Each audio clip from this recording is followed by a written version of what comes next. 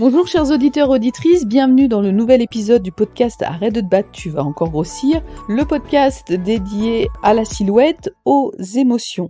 Je suis Christelle Dalérac, naturopathe, auteure du guide pratique Arrête de te battre, tu vas encore grossir, et je suis là pour vous guider sur les chemins de l'acceptation, de la découverte de soi et aussi de la libération des poids émotionnels. Alors, pourquoi il est si crucial d'appréhender son poids en dehors de simples chiffres qui s'affichent sur la balance? Parce que notre silhouette renferme bien plus que ça. Elle raconte notre histoire de vie, nos réussites, nos échecs, mais aussi nos moments de doute et de joie. Et pour véritablement bien comprendre ce que notre corps tente de nous dire, il est essentiel d'aller à sa rencontre, de dépasser les préjugés et de s'écouter avec bienveillance. Aujourd'hui, je vais vous parler de la confiance en soi. Alors, il faut savoir que la confiance en soi, ça influence notre perception déjà de nous-mêmes, notre capacité à relever les défis ou notre manière d'interagir avec les autres. Alors, dans le tumulte des émotions de la vie, des expériences parfois désagréables, posséder une confiance en soi solide est comme avoir une ancre. Elle vous permet de rester centré, de ne pas être emporté par le tourbillon des incertitudes, des doutes. Sans confiance, il est facile de se laisser happer par des comportements nocifs qui semblent, on va dire, offrir un répit temporaire, mais et qui éloignent, on va dire, pour quelques minutes la réalité, mais ça revient aussi rapidement. La confiance en soi, c'est un voyage ou un exercice en continu, mais qui permet vraiment de trouver la paix intérieure et pourquoi pas limiter certains comportements alimentaires qui peuvent vraiment être aggravés par ce manque de confiance en soi. Alors, au final, de quoi parle-t-on vraiment lorsqu'on parle de confiance en soi? Eh bien, c'est un peu comme une jauge intérieure qui mesure à quel point nous croyons en nos propres capacités. Imaginez par exemple une pile qui se charge d'énergie à chaque fois que vous réussissez quelque chose, même petit, ou quand vous surmontez une épreuve ou une peur. Et à l'inverse, elle peut se décharger lorsque vous vivez des échecs ou lorsque vous vous critiquez. Je considère vraiment la confiance en soi comme un équilibre entre ces charges ou les décharges qui sont influencées donc par nos expériences de vie, par notre environnement, par notre enfance et la façon dont nous interprétons aussi les événements dans notre vie. On peut les voir d'une façon positive, comme une opportunité à grandir, ou au contraire, comme un malheur de plus qui nous tombe dessus. Et c'est cette pile qui, si elle reste bien chargée, qui nous donne l'énergie de tenter, d'oser, d'affronter l'inconnu. Quelle que soit la difficulté, on sait qu'à un moment donné, on arrivera à avoir le dessus sur cette situation, d'en sortir grandi. Alors ce qui n'est pas évident, c'est de se dire aussi que la confiance en soi commence à se forger dès notre tendre enfance. Vous allez me dire, mais que je ramène tout à l'enfance et l'adolescence, mais c'est clair. Je le rappelle et je le répéterai toujours, l'adulte que nous sommes devenus, c'est construit sur l'enfant et l'adolescent qu'on a été, avec nos compétences, nos forces, mais aussi ce qui nous a fragilisés. Ça peut être des gros traumas, mais ça peut être aussi des micro-blessures qui ont été répétées et répétées dans l'enfance et qui ont fini par faire douter de nous.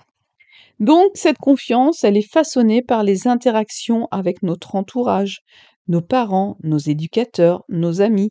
Les premières expériences jouent un rôle vraiment déterminant dans la perception de notre propre valeur. Imaginez un enfant qui commence à exprimer sa personnalité et qui souvent se retrouve réprimandé par ses parents à chaque tentative d'affirmation de soi. Il va y avoir une atteinte. Je ne suis pas conforme, je ne suis pas aimable avec mes traits de caractère, donc je ne suis pas quelqu'un de convenable. Un enfant qui va être poussé à la discrétion, à ne pas prendre la parole, à ne pas répondre, à ne pas s'affirmer, peut avoir un problème de confiance en lui. Celui qui va être félicité pour des performances scolaires, mais qui va être sévèrement sanctionné pour le moindre faux pas, peut avoir une atteinte de la confiance en lui. Au lieu de construire au final une image positive et solide de soi-même, eh bien par toutes ces petites actions, on peut avoir une perception de soi qui devient hésitante, fragile, et on ne va plus oser, et on va même douter du bien fondé de nos valeurs, de notre caractère. Alors bien sûr, vous vous doutez bien que si on se construit sur cette base-là, au fur et à mesure de la vie, vous ne serez pas surpris que cet enfant rencontre de plus en plus de difficultés, de moqueries à l'école, d'humiliation, un sentiment aussi de dévalorisation à l'adolescence et aussi un manque même de reconnaissance au niveau du travail puisqu'il y a toujours le doute d'être quelqu'un de bien et de pouvoir s'affirmer en tant que tel. Donc le regard et l'opinion des autres se transforment vraiment en source d'anxiété plutôt que de motivation. Et plus ça va, plus on va douter et moins on va avoir confiance en soi. Pour être un peu plus clair, je vais vous donner un exemple. Si on prend, et vous l'avez tous vécu, je l'ai vécu, l'exemple d'un enfant qui apprend à faire du vélo. La première fois, on l'a peut-être oublié, mais la première fois qu'on s'approche de cette bicyclette, c'est pas simplement un vélo qu'on va voir, mais c'est aussi un amalgame de peur, d'excitation, de désir. On peut craindre de tomber, de se faire mal, donc ça peut créer un petit peu d'anxiété, même de décevoir les personnes qui nous observent à faire du vélo. Mais pourtant, derrière cette appréhension se cache aussi le désir de ressentir de la liberté, de la fierté d'arriver à faire du vélo, de maîtriser cette nouvelle compétence, même la curiosité de l'inconnu, qu'est-ce que ça fait de faire du vélo? On n'y arrive pas dès la première fois. À chaque tentative, j'ai envie de dire à chaque chute, à chaque nouvel essai, en fin de compte, l'enfant découvre quelque chose de fondamental sur lui. C'est sa résilience, sa capacité à rebondir, quel que soit ce qui se passe dans sa vie pour apprendre à faire du vélo. Il va pas arrêter la première fois, il va remonter dessus. Il va se positionner autrement jusqu'à temps de trouver le juste équilibre. Et puis il y a les encouragements aussi dans son entourage qui va renforcer cette confiance à persévérer. Ça a un rôle vital. À chaque fois qu'il est félicité, l'enfant, pour ses efforts, c'est une brique de plus qui s'ajoute à l'édifice de sa confiance. Et c'est cette accumulation d'expériences positives qui va se juxtaposer à surmonter les défis, et c'est ça qui va cimenter sa foi en ses propres capacités, quelle que soit la difficulté qu'il rencontre. Et puis il y a ce moment magique, on en a peut-être un souvenir, où tout s'aligne. Ça y est, l'enfant pédale, maintient son équilibre et ressent cette merveilleuse sensation de liberté. Le vent sur le visage, c'est pas simplement du vent sur le visage, c'est la matérialisation de sa persévérance, de sa foi en lui-même. J'aurais dire ce parcours d'apprendre à faire du vélo, c'était vraiment une façon de montrer que la confiance en soi, elle se développe petit à petit. Chaque défi, chaque risque, chaque échec, chaque réussite contribue à la construction de la confiance en soi. Tout comme l'enfant, dont je viens de vous raconter l'histoire, nous avons tous en nous la capacité de surmonter nos appréhensions, de persévérer, de découvrir notre potentiel qui est illimité. C'est comme si Superman, avec sa cape, se mettait à douter de sa compétence à pouvoir sauver le monde, à pouvoir se battre contre les méchants. Superman, la vie, elle n'est pas toujours rose. Des fois, il est à terre, des fois, il est emprisonné, des fois, il est attaqué, affaibli. Mais il ne doute jamais, il repart au combat, il retente autre chose et il finit toujours par gagner. Et la confiance, on pourrait dire, c'est cette cape qui l'aide à pouvoir continuer à avancer quoi qu'il arrive. Donc, face à une situation nouvelle qui est intimidante, surtout souvenez-vous de vous en train d'apprendre à faire du vélo. Vous n'avez pas renoncé malgré les échecs. La confiance, c'est un chemin que l'on emprunte, c'est pas une finalité. Chaque étape de ce chemin renforce notre croyance en nous. Alors, qu'est-ce qui se passe lorsque, eh bien, il y a un manque de confiance en soi? Ça peut se traduire par différents comportements, parfois des comportements même contradictoires. Pour certaines personnes, eh bien, on va être sur un profil d'une attitude plutôt passive, se laissant marcher sur les pieds, ne défendant pas ses limites, ses valeurs, de crainte, si vous voulez, de déplaire ou la peur du jugement des autres. Même exprimer son opinion, verbaliser clairement ses besoins peut devenir un véritable défi pour celui qui doute de lui. On peut aussi avoir la peur du rejet, de l'opinion des autres, ou d'avoir le sentiment de ne pas être à la hauteur, et ça va amener un sentiment de ne pas être valable. Le problème, c'est que cette réticence à s'exprimer parce qu'on n'a pas de confiance en soi peut également rendre les personnes plus vulnérables à la manipulation. Pour d'autres, ça va être complètement l'inverse. Le manque de confiance en elles pourrait se manifester plutôt par une attitude agressive, où on va dire la personne surréagit pour masquer ses insécurités. Le souci, c'est que à force de manquer de confiance en soi, eh bien, pour repousser cette anxiété, cet inconfort, on peut aller chercher du réconfort dans la nourriture. C'est-à-dire manger peut alors devenir un mécanisme de défense pour gérer le stress, l'anxiété, l'insécurité, voire la colère. Mais le problème, c'est que ça va jouer sur la silhouette et sur la santé. Un des signes aussi assez courants du manque de confiance en soi, c'est l'autocritique constante. Il y a certains individus qui ont tendance à se focaliser sur leurs échecs plutôt que sur leurs réussites.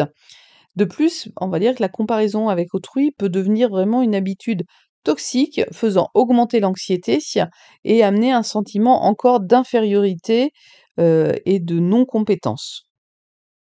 Donc ça va être important déjà de reconnaître éventuellement ces manifestations en soi en les abordant avec compassion, bienveillance. C'est un premier pas vers le changement et vers une vie plus épanouissante. Alors la confiance en soi, hein, c'est pas quelque chose de statique. Elle peut être cultivée, renforcée à travers des pratiques, on va dire intentionnelles. Pour beaucoup, le voyage vers une plus grande estime de soi commence par des petits pas. Comme l'enfant qui apprend à faire du vélo, il va commencer avec des roulettes. Et petit à petit, il va gagner suffisamment en confiance pour se passer des roulettes et arriver à pédaler seul. Donc c'est vraiment une notion de petit rituel au fil du temps qui va tisser, on va dire, une sorte de toile de sécurité intérieure et qui va permettre de gagner en confiance en soi. Alors je vais vous proposer 2 exercices simples, mais pour moi je trouve assez puissants pour nourrir votre confiance en vous. Bien sûr, lorsque la confiance a été vraiment très abîmée, ça va être important aussi de se faire accompagner par un professionnel de santé. Alors le premier exercice, c'est un exercice qui va se faire avec un miroir. Donc cet exercice vise à rétablir une connexion positive avec soi-même, à renforcer l'estime de soi par l'auto-reconnaissance bien, de ses compétences. Ce que je vais vous proposer, c'est que chaque matin, pendant quelques minutes, après avoir fait votre routine habituelle, c'est de prendre le temps de vous regarder dans un miroir. Et alors plutôt que de chercher les imperfections, je vais vous demander de trouver un aspect de vous que vous aimez vraiment.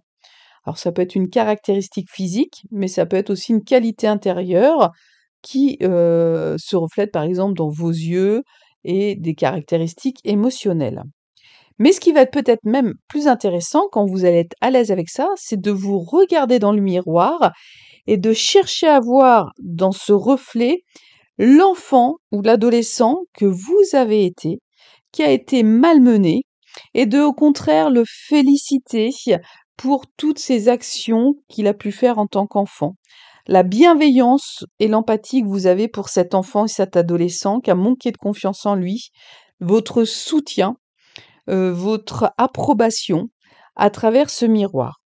Avec le temps, cette pratique va vous aider à changer la façon dont vous percevez votre reflet, et vous allez passer d'une vision critique à une vision d'appréciation sincère de vous. C'est pas de la vanité, hein, c'est simplement un acte d'amour envers soi-même.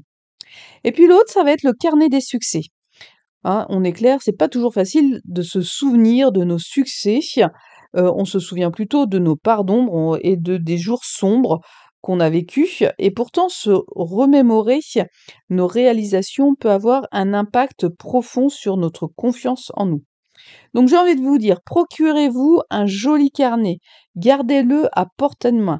À chaque fois que vous accomplissez quelque chose dont vous êtes fier, alors on n'est pas obligé de monter en haut de l'Himalaya, hein, ça peut être simplement d'avoir tenu la porte à quelqu'un, d'avoir osé demander l'heure alors que vous êtes quelqu'un de timide, d'avoir bouclé votre dossier en temps et en heure, d'avoir pris du temps pour jardiner. Bref, tout ce qui va être les petits détails, même de choses que vous n'aviez pas envie de faire et que vous avez eu quand même le courage de faire. Eh bien, tout ça, ce sont des petits succès et c'est de reconnaître vos efforts, vos réalisations et d'avoir une trace tangible de vos réussites, c'est un puissant rappel de vos capacités. Et dans les moments de doute, ouvrez ce carnet, on va dire, peut vous offrir un coup de pouce pour surmonter un obstacle. Et puis, dernière petite chose, vous pouvez faire un petit temps de méditation. C'est un outil assez précieux, ça, dans le voyage de la confiance en soi. Prendre un petit moment pour se recentrer, respirer, visualiser la lumière intérieure qui reconnaît votre valeur, vos accomplissements. C'est un acte de douceur envers soi-même et aussi d'estime de soi. Nous arrivons à la fin de ce podcast. J'espère qu'il va vraiment vous aider à retrouver le chemin de la confiance en vous. Sachez que nous avons 3 ateliers de dessin neurographique sur la confiance en soi, mardi 24, 31 et 4 novembre. On sera ensemble environ 2h30, 3 heures, eh bien, pour redévelopper la confiance en soi, comprendre les blocages grâce au dessin neurographique. Si vous voulez en savoir plus pour les autres ateliers et les suivis individuels, je vous encourage à aller sur www.silbalia.com. Je vous souhaite une belle journée, à très vite.